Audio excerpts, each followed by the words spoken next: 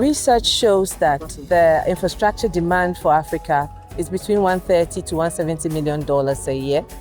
And the funding gap for that is between $67 to $107 million, which shows that the bulk of the financing for infrastructure is actually not available or not readily available for Africa. And that in itself has led to a lag in the rollout of infrastructure that would help Africa get to the ambitious targets that we've set for ourselves.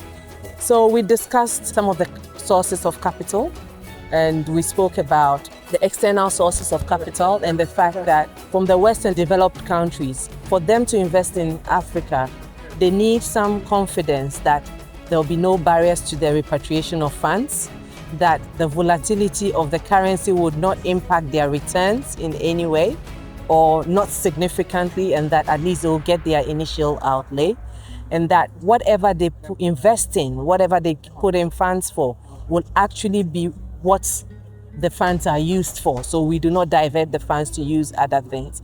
So the governance issues, the political risk, amongst others, create some gaps or some challenges for external investors. But then we also spoke about the fact that within Africa itself, we do have capital in Africa.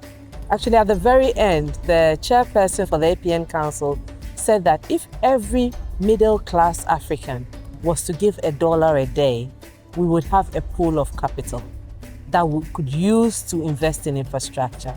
Beyond that, the panel mentioned the fact that we have such well-endowed pension funds within Africa. But a lot of these just invest in safe government bonds. And the point I made was, why can we not have the legal and regulatory framework that allows these pension funds to come across to invest in viable projects within infrastructure? For example, fiber projects for connectivity across Africa. That will give us access to a big pool of funds, or a large pool of funds that we can invest, and they will get an adequate return that then goes to serve future generations. So yes, we spoke quite a lot around a lot of the access points and the kind of things that we need to do in order to be able to roll out the kind of infrastructure projects that we need as a continent.